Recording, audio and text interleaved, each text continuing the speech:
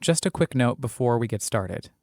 Actually, it's more like a recommendation, because this podcast is a sonic fantasy, and what you're about to hear is best experienced with headphones on, imagination on, and everything else turned off.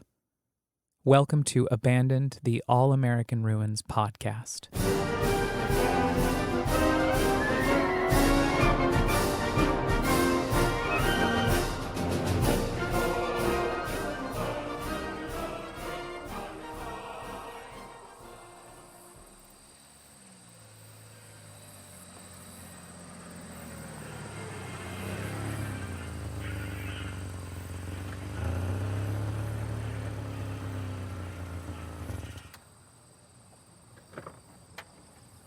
The first thing I see is a hill.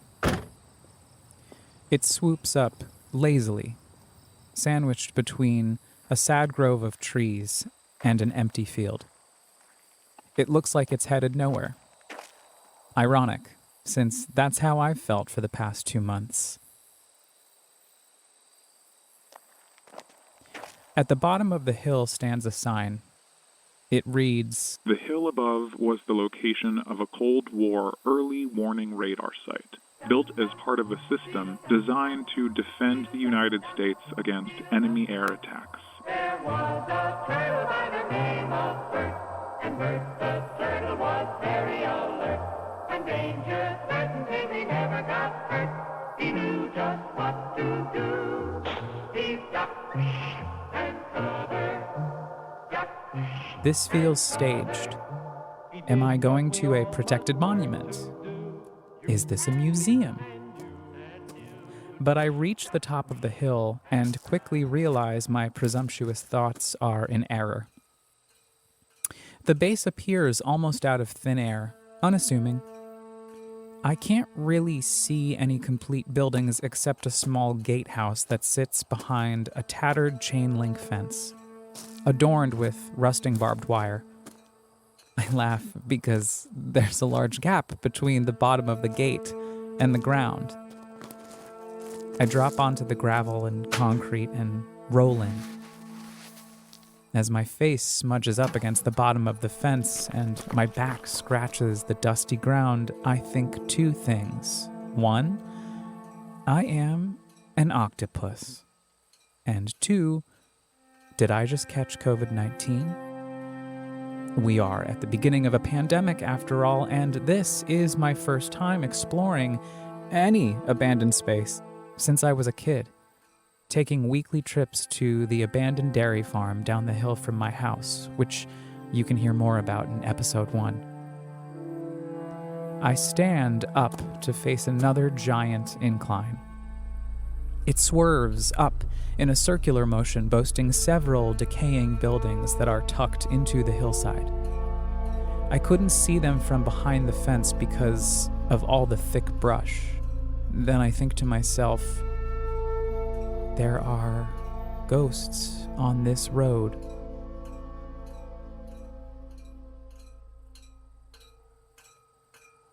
It's Memorial Day weekend, 2020. And I can feel the spirits of airmen all around me. I glance to my right at the crumbling gatehouse.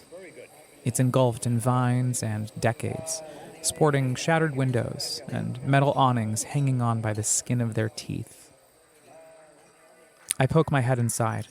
The walls are soaked in graffiti. I will come to realize that this is a defining characteristic of most of the abandoned wreckages that I will explore. An old hobby from my childhood that I've reprocured to escape the spiritual devastation of the COVID-19 pandemic. I've taken refuge in abandoned spaces, where my imagination can run wild and heal me during this chaotic moment. Even though the graffiti tags aren't for me, I read each and every piece, as if it's a love note addressed to me, usually out loud, a way of summoning the ghost of the artist. This graffiti simply says, "I love you, Radar Road," spray painted on top of the crinkly and moldy teal blue paint that maintains much of its original emboldened palette. Seeing the color releases a flood of butterflies, or serotonin, into my stomach, and I think I am a spy, peeking into the past. I am a time-traveling window shopper. I am a fly on the wall. I note a tan speaker scrunched up in the upper backhand corner of the gatehouse. I hear the commander making today's announcements. It's 1965, at least in my imagination, and a new watch shift has begun. A group of fresh-faced cadets enters the gatehouse, grumbling that they have to work into the night. The guards, who are retiring from the previous 12-hour post, yip and yak about going out tonight. I don't remember what going out feels like.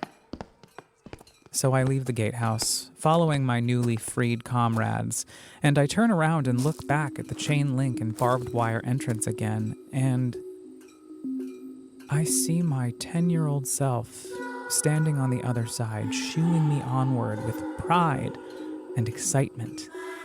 This moment effectuating my failed plans from youth to sneak onto the Air Force Base bordering my childhood neighborhood.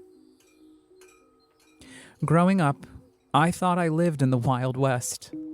Miles and miles of open mountainous territory where it was nearly impossible not to get lost.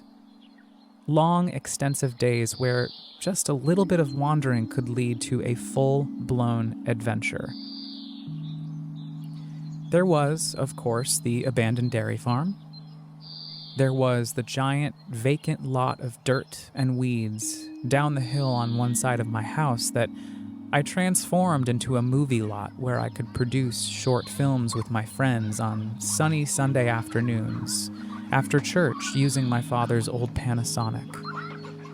There was Mount St. Francis, a mystifying, coveted Holy Land, site of a former tuberculosis sanatorium jutted between massive ridges of sandstone in a vast valley surrounded by forest on all sides, where I talked to God and spied on nuns who floated aimlessly like phantoms around the property. I made tree trunk rubbings on computer paper with broken crayons and collected decaying pine cones and small fragments of granite and drew my name into the plots of gravel that dotted the property. Then there was the imposing United States Air Force Academy, the southern border fence, complete with signs that said things like, "No trespassing. Property of the United States government." I never would have dared to cross that line. I imagined secret agents had set up security cameras up and down the border, creating a lifetime of invented curiosities about what they were hiding on the other side. Planes flew overhead at all hours of the day. Like traffic becomes a noise big city natives get used to, the drone of aircrafts up above was a large chunk of the soundscape from my childhood. I never actually broke into the United States Air Force Academy. There was no need. My brother attended high school on the base. As a family, we went to Air Force Academy football games and hiked on the public trails and watched fireworks on the hill next to the cadet house, where I sang the national anthem at my high school graduation. So the idea of breaking onto USAFA was more about the rebellion. I've always seen a fence and thought, hop it instead of stay on this side of it. Or like at Saratoga Springs Air Force Base, slide underneath it. I wink at my 10-year-old self as I start to climb the hill and wander around the property, and more ghosts start to appear. They're swirling all around me as I enter what appears to be a service garage. The only good light making its way into the room is from 3 busted windows on the single closed overhead door, barely enough to take a good photograph. I notice a sad hoop attached to the back wall, and I hear a lone basketball dribbling, men scuffling.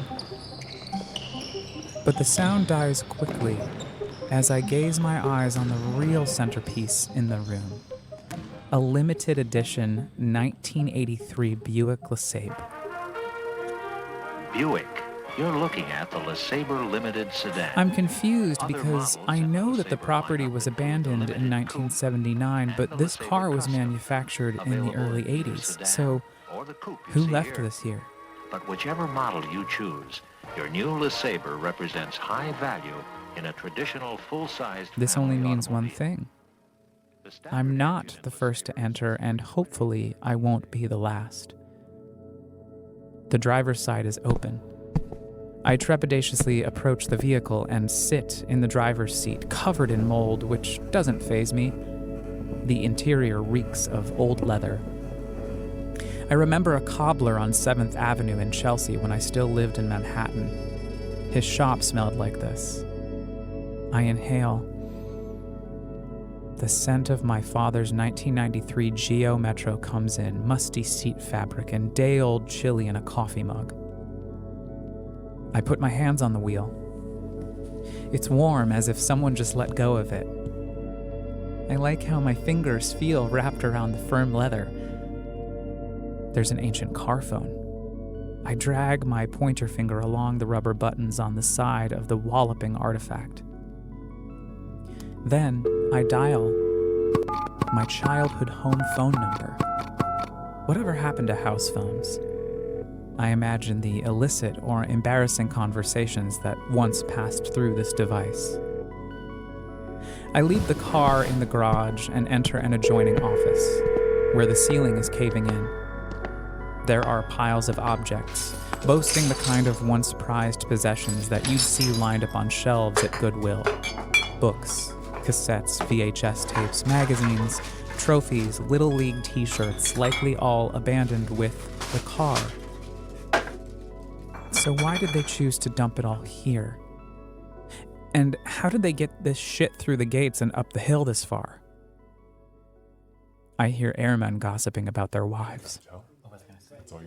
The faux wood paneling indicates exactly when this office was bustling with activity, straight out of a late 60s office drama.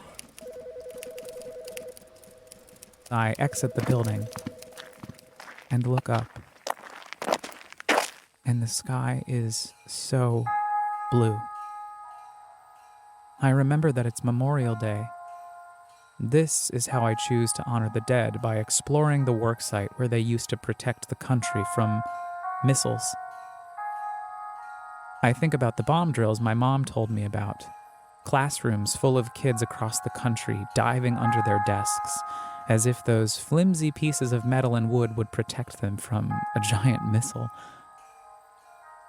I remember a video I saw called Duck and Cover, propaganda produced by the Federal Civil Defense Administration in 1951, starring an impish turtle named Bert, who, as the title suggests, ducks and covers when he feels impending doom falling from the skies.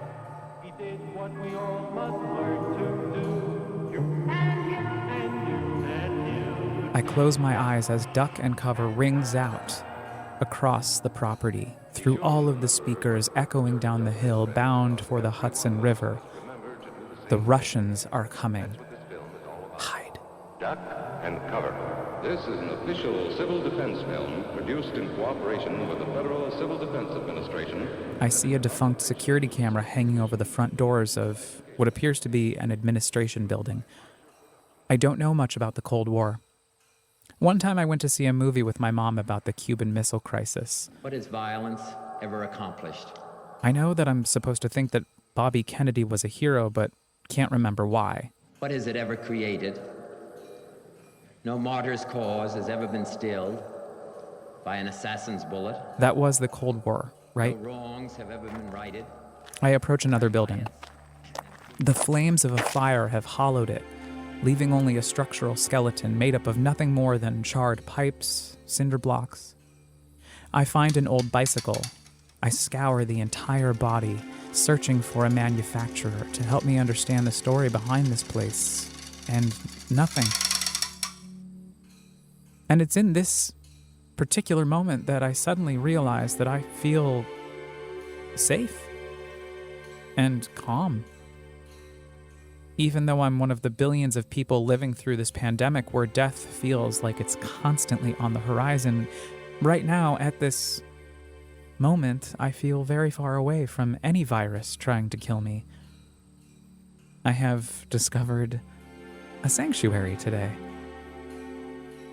This abandoned radar station was constructed to protect citizens of the United States from the potential threats of the Cold War. Are they constructing something similar somewhere to protect U.S. citizens from the very real threats of COVID-19? Do they have a plan yet? I look back up at the blue sky and imagine sirens blaring out across the country each time another person is infected or dies from COVID-19, the way they would have rung out if Russia decided to fire a missile years ago, bound for American soil. I remind myself once again that it's Memorial Day, 24 hours of silence to honor the dead who lay down their lives in the line of active duty.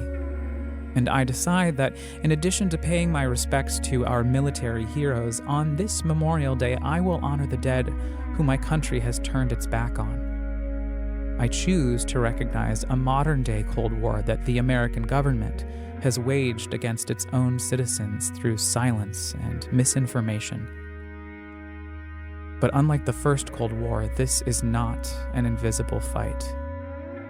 By this time, May 25th, 2020, there are over 100,000 casualties.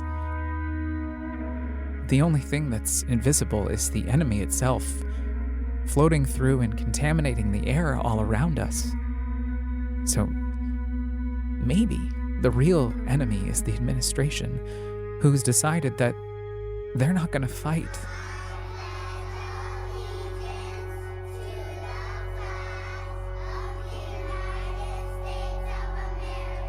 They say there is no enemy. Here I stand in these burned out buildings on an abandoned military base in Stillwater, New York, just outside of Saratoga Springs. And I feel safe. I am lucky and deeply fortunate to feel safe.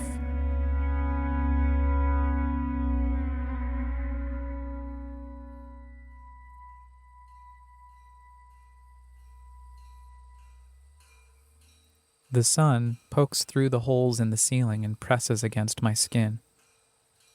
My lungs, constantly craving fresh air, expand as I breathe in. I can get through this. I walk back outside. Tall weeds surround this building, and I have to power through them to get back to the gravel and concrete path. But as quickly as this moment of serenity appears, it dissolves. My imagination takes a hard left turn as I step back onto the road. Duck and Cover begins to blare out over the loudspeakers again, and I look around frantically. You may be in your schoolyard playing when the signal comes. That signal means to stop whatever you are doing and get to the nearest safe place fast. Always remember, the flash of an atomic bomb can come at any time, no matter where you may be. The cacophony of the song starts to build, and I see the ghosts are following orders, ducking and covering, and I panic. I don't know if this is a drill or if this is the real thing. I begin to run back down the hill, back to my car. I stoop and roll underneath the fence and turn over my shoulder and look back as I reach for the car door handle, and then silence. The music has stopped. The bass is still. The pandemonium of the Radar Hill soldiers and civilians has suspended, and I can't see any ghosts. I peer up and spot an antenna tower at the top of another hill. I missed it when I entered. I send up an imaginary signal to anyone who can hear it, blasting a message through the radio waves that billow off the tower like silent music. It is my prayer for the fallen. I may never come back here again, but I do. I go back weeks after Russia invades Ukraine. As I meander through the cold winter air, I think about my mom's description of the Cold War. A big old pissing match, a staring contest between the United States and Russia. And the United States made Russia blink, she said. And now, the entire world is in a staring contest with Russia. And Russia made us blink.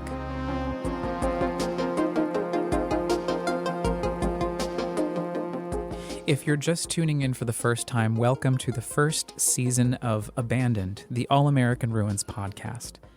Join me every other week as I take you on a sonic journey, recounting my expeditions of abandoned spaces across the United States and transforming them into fantastical audio experiences that allow you, dear listener, to dive into my imagination with me, or maybe inspire you to go out and use your own. In 2 weeks, my lifelong dream of exploring the set of Stanley Kubrick's The Shining comes true. Sort of. As I take you into the monolith of abandoned spaces, the Nevele Grand Resort in Ellenville, New York, and who knows, maybe the spirit of Shelley Duvall will join us. It's bound to be beyond your wildest dreams, so just to make sure you don't miss it, I will ask politely that you rate, review, and subscribe so I can keep feeling the fantasy with you. And if you like to read or enjoy amateur photography, you can also catch up on more of my adventures at allamericanruins.com or follow me on Instagram at allamericanruins. Abandoned, the All-American Ruins podcast is hosted and produced by me, Blake File, with engineering and mixing courtesy of Radio Kingston, WKNY in Kingston, New York.